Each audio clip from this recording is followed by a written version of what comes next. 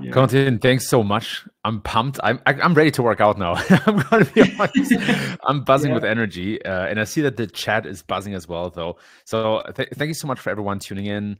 Thanks so much also for, I see, some people got up early just for this presentation. So I feel honored and humbled to be here. Also, big thanks again to the SEMG team and everybody who worked behind the scenes to make this happen. This is absolutely fantastic. With that being said, I'm actually quite grateful that Corentin already introduced me, because this way I don't have to do it. I don't like talking about myself too much. Yeah, again, just a cliff note. I have the absolute privilege right now to work with amazing brands. Corentin already mentioned Dropbox and Reddit.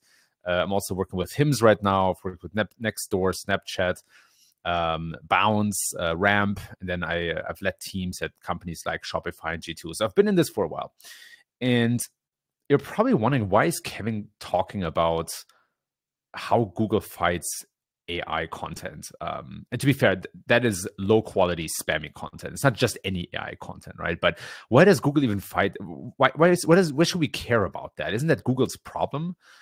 And the answer is yes, that is Google's problem. And I would argue it's probably the biggest problem that they face right now. They obviously, AI is omnipresent. One challenge that they face is that their core business model is somewhat threatened from AI chatbot or search engines. That is one side of the coin. But the other coin is simply how AI changes the ecosystem that Google has capitalized on for the last 2.5 decades. And so again, I think it's one of the number one challenges. They already fight spam everywhere. They're not even able to launch a product like Notes. I don't know if you've seen that, but Google announced to retire Notes, which are little notes in the search results at the end of May of this year.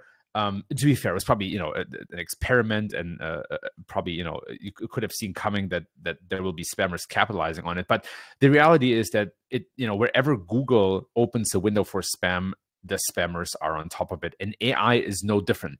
Spammers are using AI for all sorts of malicious purposes, and some of them that are, again, some of the most difficult to solve for Google is not the pure spam stuff. It's not the clearly spam stuff. It's when it's gray hat, right? It's when people create content that is low quality or even mediocre quality, but they use it to sell, to sell products or cookie drop or do things in a malicious way. And that is much harder for Google to detect. It's when it's under the radar. Yeah, and so the challenge for Google again is figuring that out.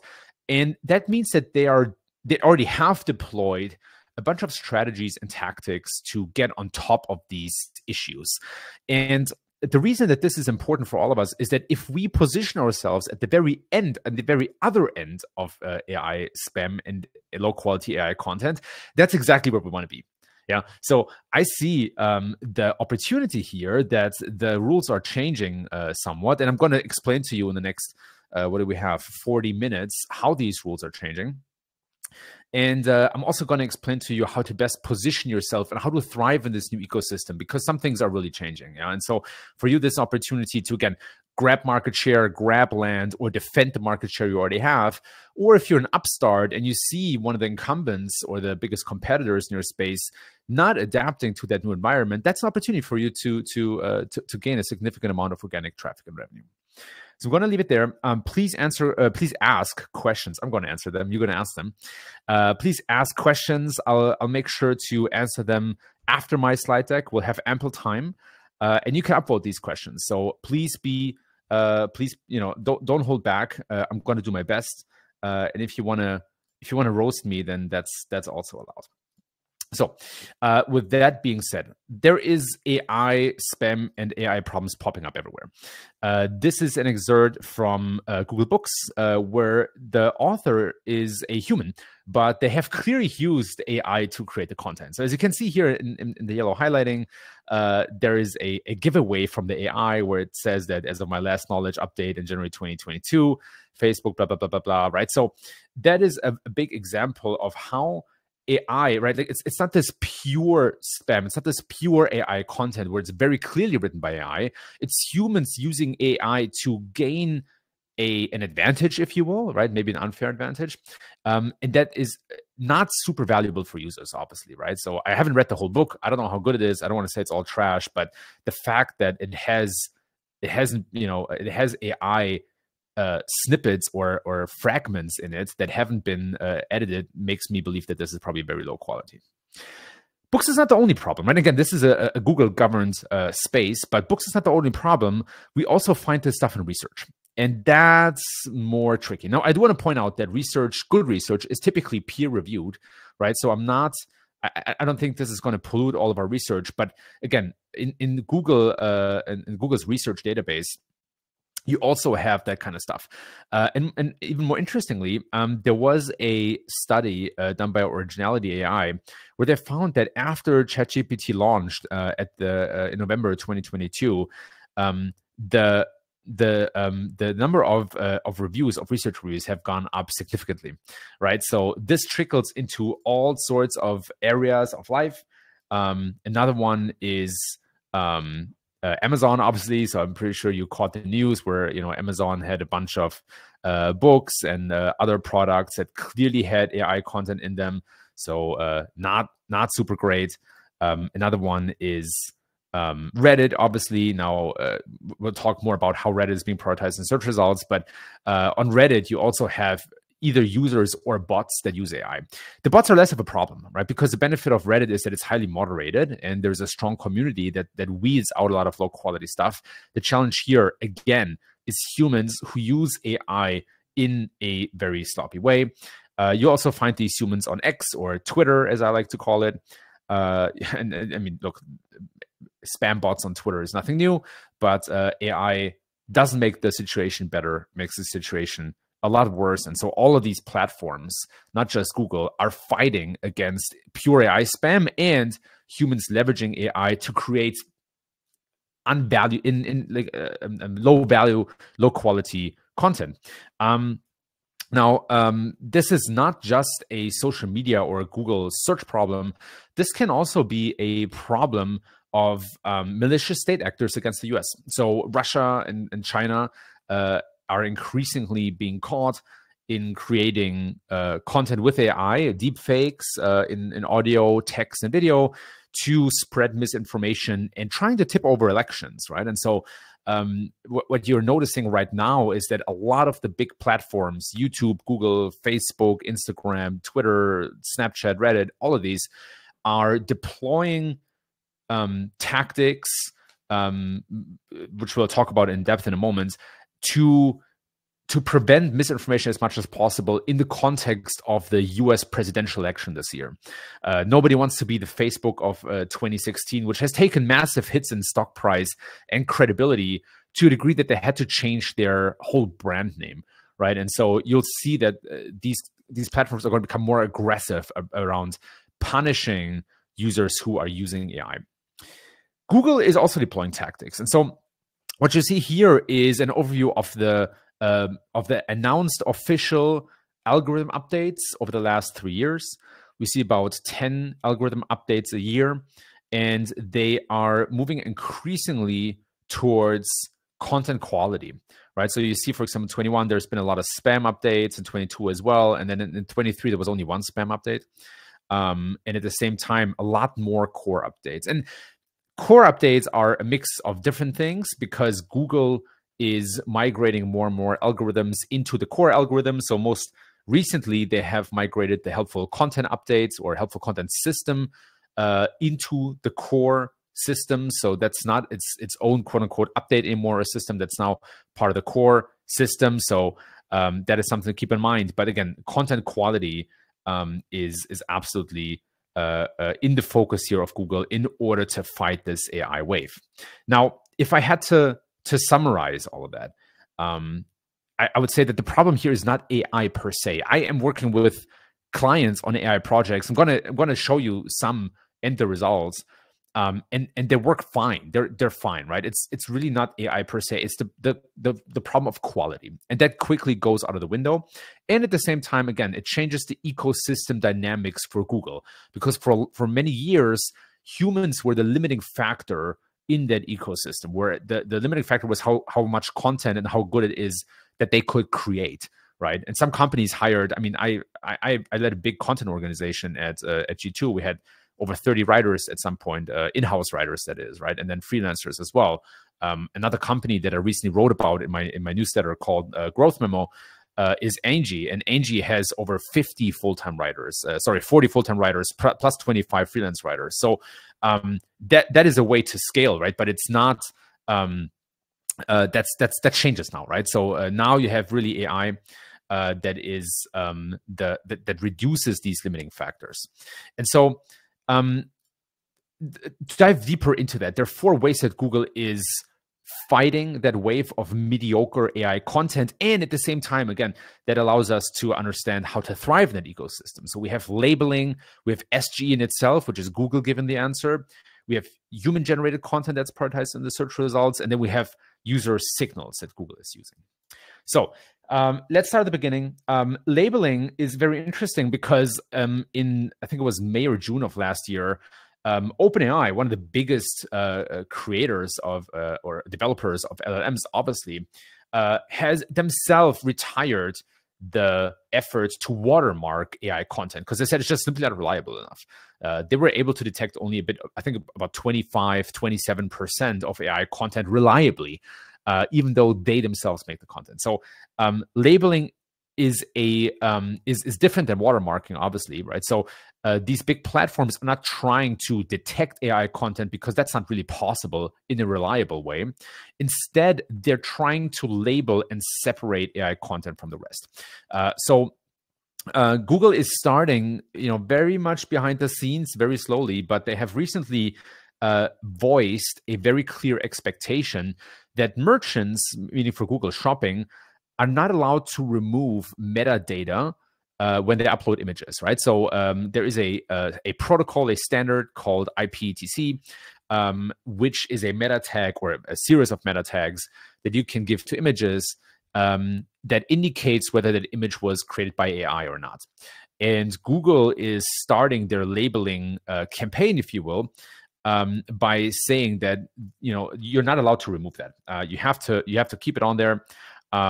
YouTube is doing something very similar, but it's a bit more straightforward. So YouTube has published a blog article and a new tool set where they ask creators, or basically when you upload a video, whether that video was created with AI or not. And if that video was created with AI and you're saying it was not, they might punish you, right? So it's something like a penalty. And that weighs especially hard when that video looks very realistic, which makes perfect sense, right? Because the more it looks like AI, the less there is a need to label it because users understand this is not real.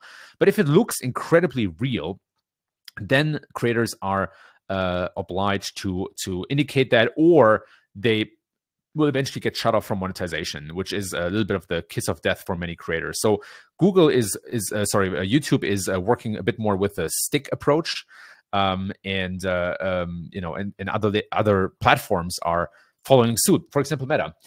Meta is trying a combination of watermarking and labels. They say, look, we have content creation AI tools. So anything that comes out of our own factory, we're going to watermark, but we still expect users to label AI, and we're going to try to detect it. So they are using all the possible weapons in our arsenal to detect and separate AI content from the rest. And then lastly, it's important to understand that AI content lives on a spectrum, right? So on the one end of the spectrum is content that, for example, an image that was created by DALL-E, right? But that was clearly created by AI. But what about when you take a camera and you take a picture and then you make a little change with AI in that picture? Is that AI content or not? What about if that picture is significantly changed with AI, but it's still based on the picture that you took with your camera? So you see that this is not easy, right? And so we're figuring out, as a tech society, as a web group of members, we're figuring out what really constitutes AI content and what doesn't. Very interesting also is that 82% of people actually want AI content to be labeled. So consumers are they're very aware of this, and it's very important to them that AI content is sufficiently labeled. And I think a big part of that is just simply the fear of misinformation and being told lies, right? So the audiences are on board with that. And I think the conclusion that we can draw here is that we can expect more things like AI penalties that are not just about the quality of the content, but also disclosing whether it's AI content or not. And these platforms are very smart, right? Like similar to how Google cannot reliably detect if a link was bought or not. They can say, look, these are the guidelines. And if you violate our guidelines and we catch you, we're going to penalize you.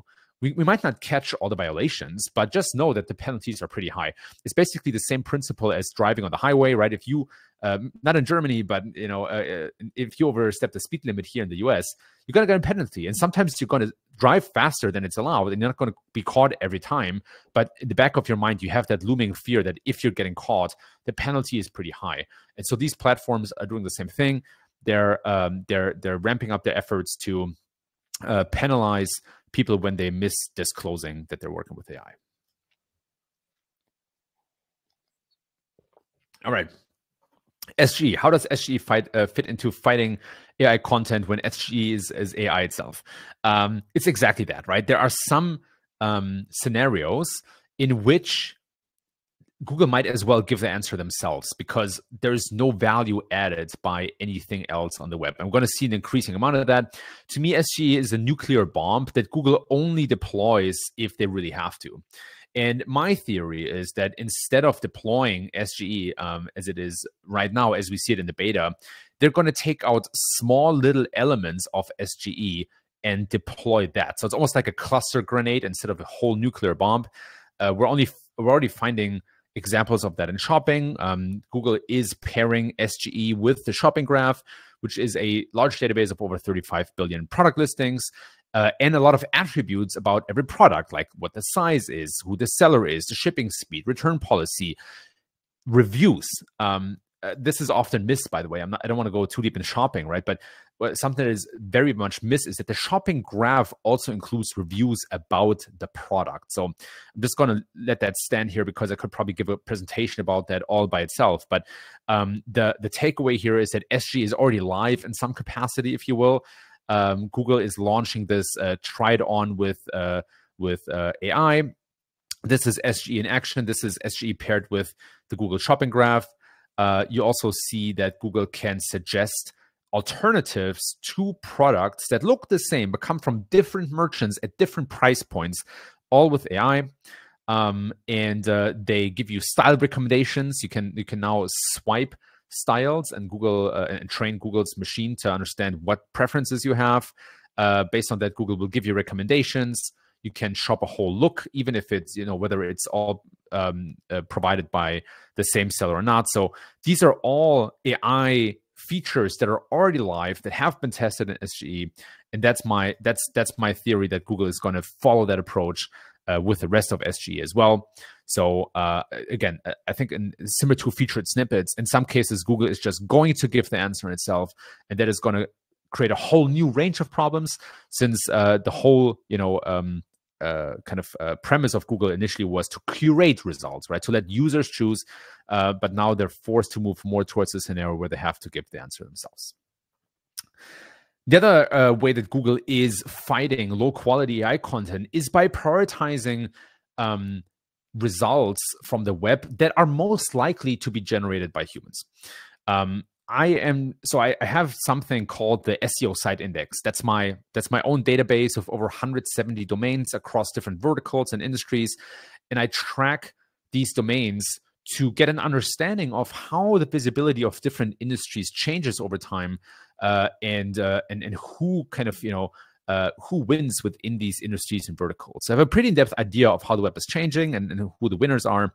And one of the most poignant changes to date is that Google ramps up the visibility of social platforms or social networks and decreases the visibility of e-commerce, which is quite interesting.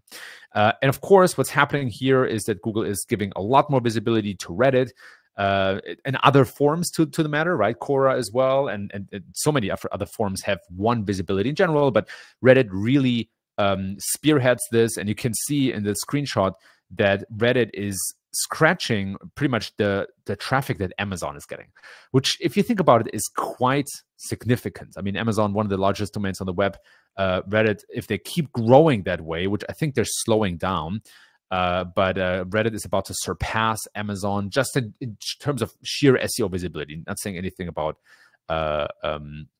revenue or so, but that is that is one of the biggest shifts. And the reason is that again, Google is understanding the benefits of user verification and moderation.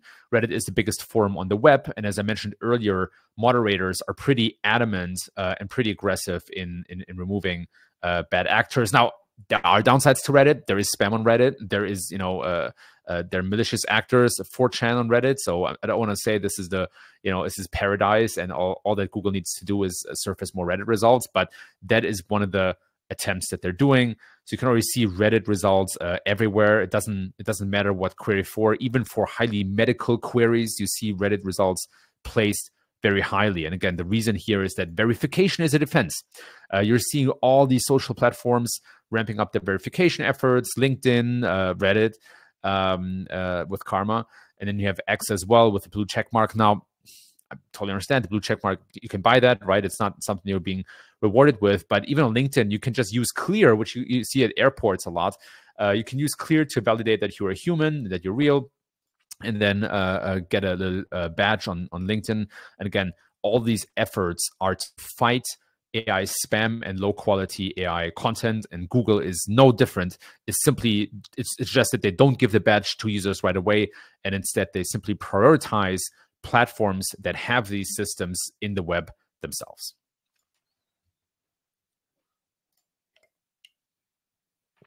Let's talk about user signals. It feels a little bit like 2023 or 2013 when user signals was a hot topic, and I think we were on to the right thing. But as an SEO community, we kind of beat ourselves down. Anyway, I'm not going to go too deep into that. Anyway, the thing is that Denny Sullivan, who's a search liaison at Google, has been very active on Twitter lately, and there's one message that he keeps pounding, and that is the idea of user satisfaction being most important. I've wrote a lengthy piece in the growth memo about how to understand and think about these statements. But long story short, one other way that Google is fighting low quality AI content is simply by seeing how users react to it. Now, of course, you want to try as Google to expose users as little as possible to low quality AI content. But since that's not always possible, Google pays a lot of attention to user signals, and they've been doing that for a long time. This is from the lawsuit that is running against Google right now, where we've actually learned a lot of significant information about how Google works in leaked documents or revealed documents, better said. And Google can understand user behavior quite well, actually.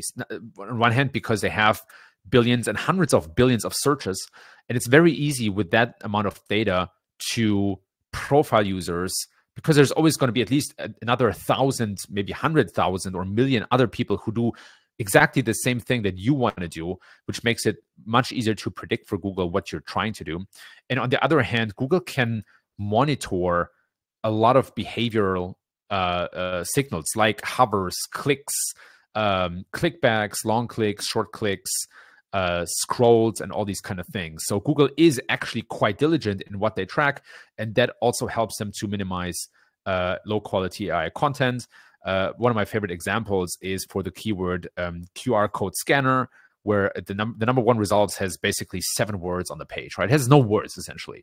It's just a little widget that allows you to scan a QR code with your laptop camera, and that says all you need to know about user satisfaction. You can rank for keywords without content, not every keyword, simply because Google weighs the satisfaction score so highly, and what could be more satisfying than being able to scan a QR code right then and there with your laptop camera. So where does all of that lead us to? Can you even still use AI for content creation? And the answer is an astounding yes. There was an interesting study by the MIT where, if used correctly, you can, writers who who paired themselves with ChatGPT, who used ChatGPT, were 40% faster and produced content that was 18% higher in quality than those who did not use ChatGPT, right? So there are ways to enhance human quality and especially content quality with ChatGPT. You just need to understand how to do it right. I've been, again, working with clients on exactly that, not exclusively, but how can we use AI tools to create more content and create helpful content, especially.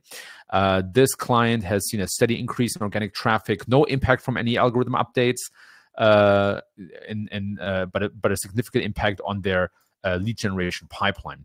And we've created more programmatic content.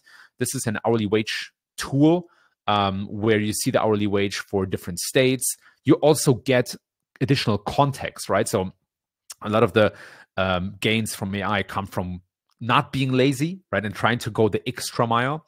So here the extra mile is that we don't just say what is the hourly wage per state and maybe city, but how to put that into context. What's the minimum livable wage? What's an average salary, right? What's average cost for different things? So we've gone really in depth with the research here.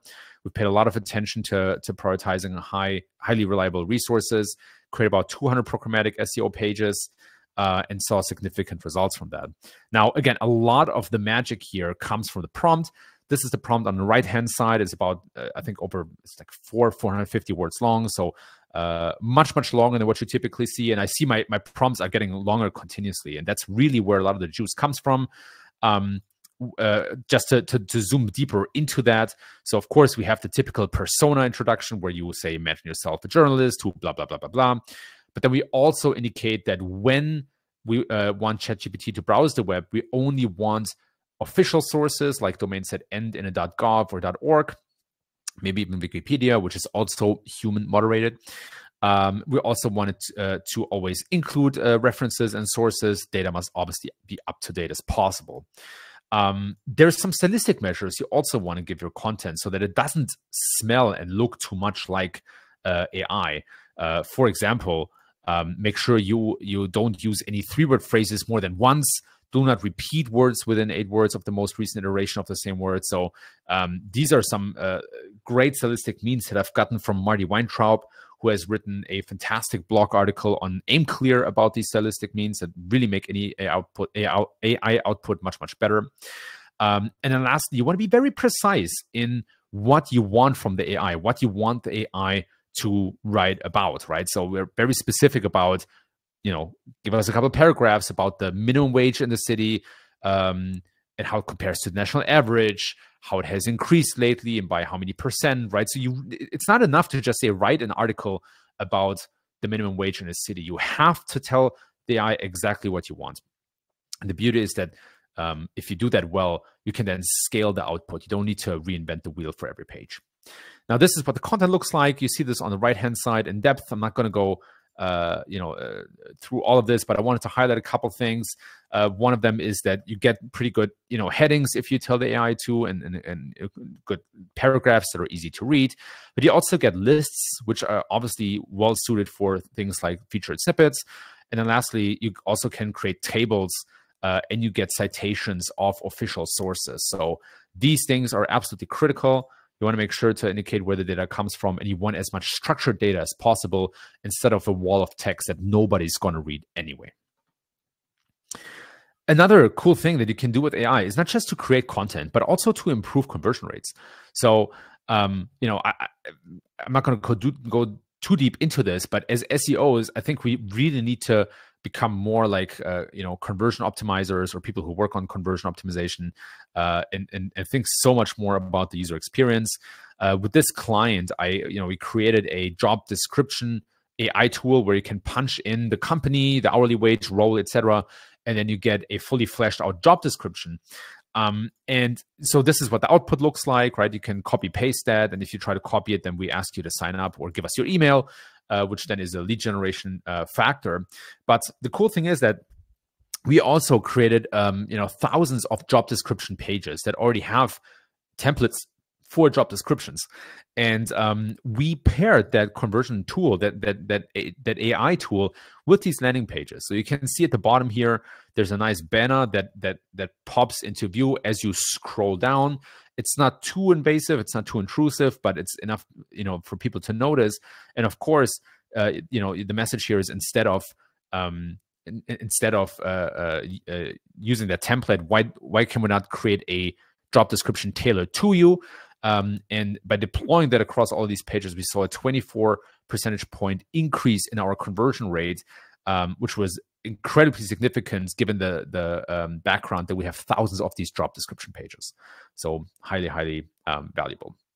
Now, again, you can use AI to create content. You just need to do it the right way. But there are other things that matter too. And these things matter because of the 4 trends that I explained to you earlier, because all these platforms are getting picky about labeling AI content and reducing the amount of AI content. And one big part of that is that Google has become a lot more careful with where they deploy their crawl resources, because it's so much easier to create AI content at scale. So one thing that I've noticed is that Google is becoming increasingly allergic to technical issues. This is a client of mine that you see in white here is organic traffic over time, which has grown incredibly well over the last couple of years. It's exactly the kind of growth curve that you want to see as a company. And then a couple weeks ago, we saw that the number of crawlable pages has increased significantly, which is the line in red here. And as you can see, as soon as that line in red shoots up, the organic traffic drops. We have since reversed that trend. It was a pagination that broke on logic and created a lot of duplicate content.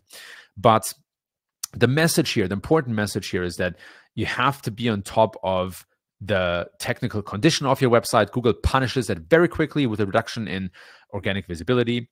Another example is Adidas, and it actually shows a reverse example where the number of crawled pages goes down because Adidas has removed a bunch of low quality pages that are not necessary. And you can see very quickly how the number the amount of organic traffic goes up after they reduce that amount of low quality pages. So you really have to be on top of the quality ratio of your content or of the pages on your domain, and technical issues.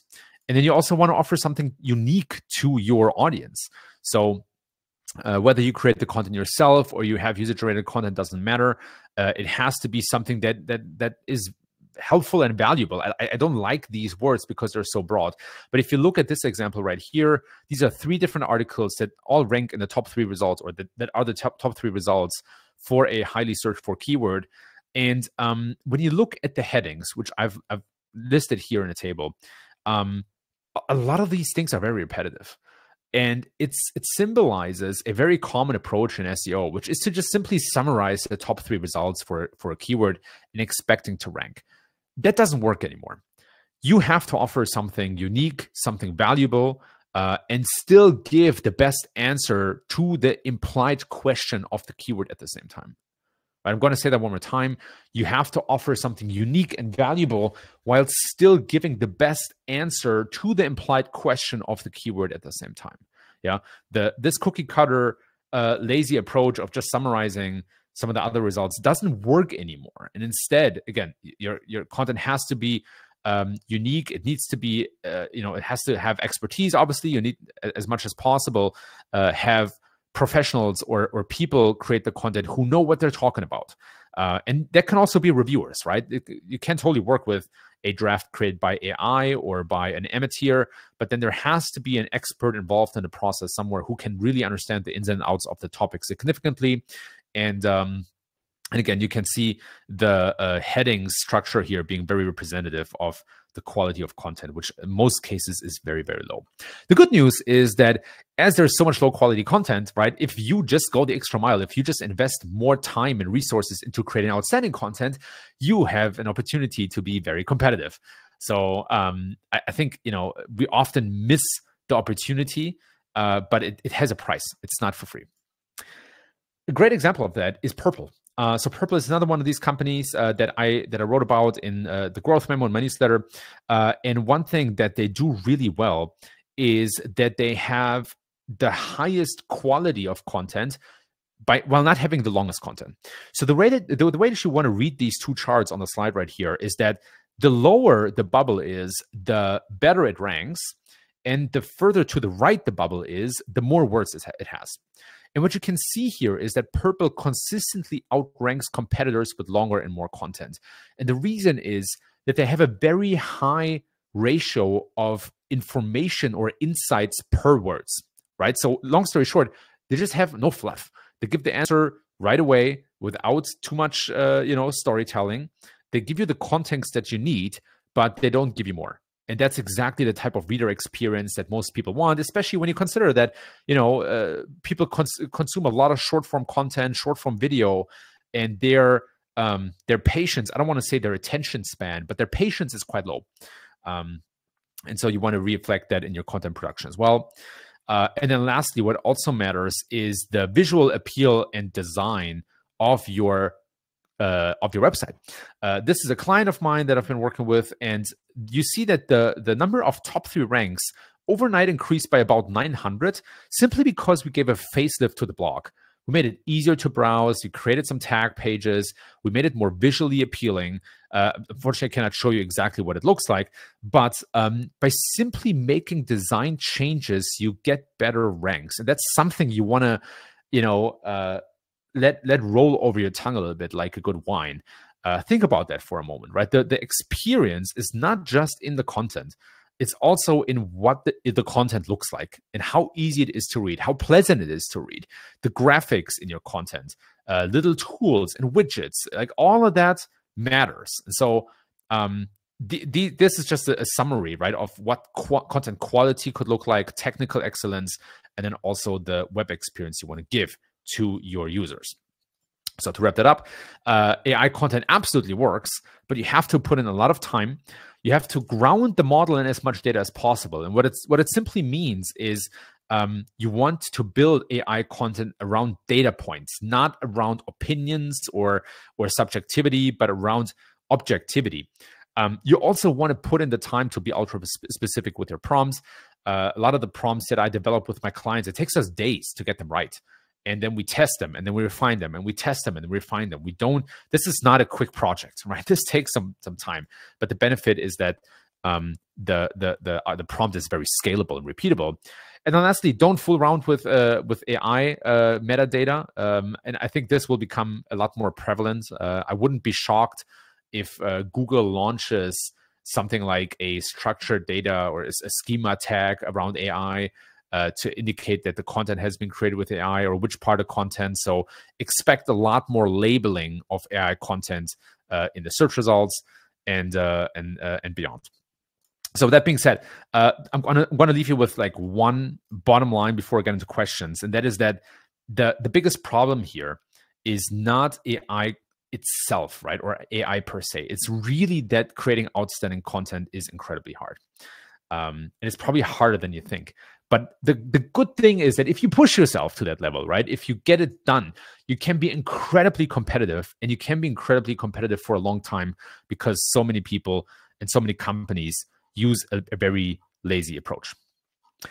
All right. With that being said, I appreciate you for tuning in. I have the questions right in front of me, and I am going to start with those questions that are most upvoted. So let me see. The first question that I want to answer here is from Laura Gerard. Laura, thanks for tuning in.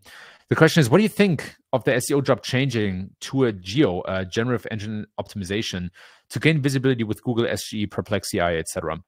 So if I understand the question right, it's really about, how does our skill set and our responsibilities change as we optimize more for SGE, Perplexity, etc.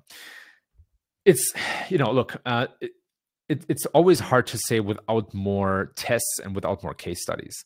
And so what I know remains constant, what I know will not change, is the curious and inquisitive nature of SEO, of testing, of trying things, of learning, of sharing. I don't think that will change necessarily. What might change, though, is the way, obviously, these AI chatbots and search engines work very different from Google. In one of the biggest ways is that they give a single answer. They might refer to several sources, but they give a single answer. And so I think the job becomes harder insofar that success is harder to achieve. It's also harder to measure. And so I already can foresee that, things like selling SEO projects and pitching projects is going to become more critical, becoming a good storyteller, and becoming incredibly diligent and creative in how you measure success. That is something that I can already see coming down the pipe. I don't expect we'll get more data from Google around the SGE. They've been very sparse with the data that we already get. And so I think figuring out creative ways to measure success, to even understand what success is a skill set that I can already see becoming more important. All right.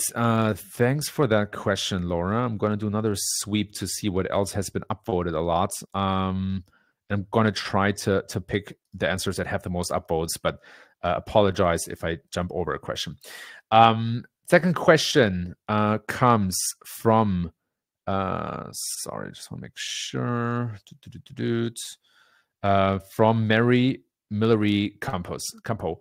What are your recommendations for using AI correctly when writing both short and long form articles? I think I've covered that relatively in depth in the presentation.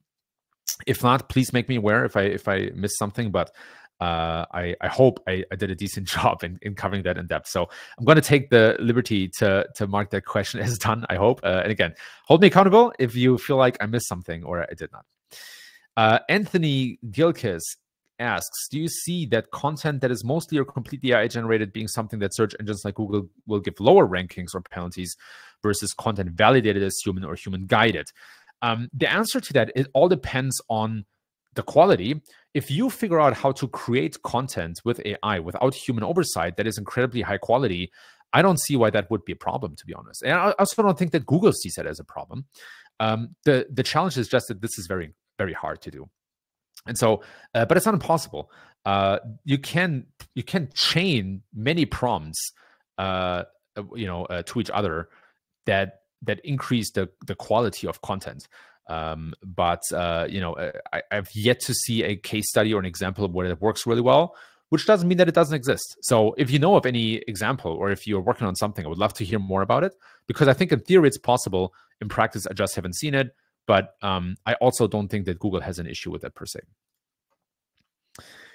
Cool. Okay, we got 3 minutes left. I want to make sure I answer as many questions as possible. If you feel like I haven't answered your question as in depth as you would like, just reach out to me on LinkedIn or Twitter, and I'll do my best to iterate on it.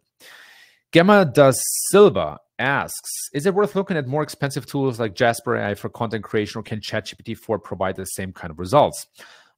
I think it's worth exploring these tools, to be honest. And I would compare a lot of them against each other, similar to how any other tool decision that I made in the past. You want to compare them. You maybe want to define 3 use cases and then test several competing tools and pick the one that's best. But I personally saw better results when using specific tools. I don't want to endorse one specific tool because I think it wouldn't be fair in this context. But if you don't have the financial means, you can also go very wide, very far with ChatGPT-4. There are plugins for Google Sheets and Google Docs that make that work a lot easier. And that is probably one of my most preferred ways of working. But it doesn't have to be a specific tool. But I urge you and suggest to you to try a few. Okay, Victor Ricci, I think is the last name pronounced, has a question, which is, if you use Midjourney or ChatGPT to create an image and after modified in Photoshop, is it still considered as a generated image? I think yes, but that is a very wonky yes. I think it's incredibly hard to answer that question. I hope I was able to illustrate that in my presentation, that this is a spectrum and it's very hard to see where the lines are. So my personal answer would be yes, but I'm curious what other experts have to say. I see that Hamza has jumped on to tell me that I'm out of time. Hamza, welcome to the stage. Hello, Kevin. Hello, everyone. And yeah, I think we are in the end of this conference. So thank you all so much for taking part. Thank you, Kevin. And we hope you've enjoyed this conference and that you've learned some new tactics for your SEO. And we're going to take a break, 10 minutes break before starting the next conference. And you will receive an email from Livestorm in a few minutes to access it. If you have any problems joining the conference, you can contact us via the support on the SEO Square website. Thank you all so much, and see you. Thank you, Kevin. Thanks, everyone. This was a huge pleasure. Thank you.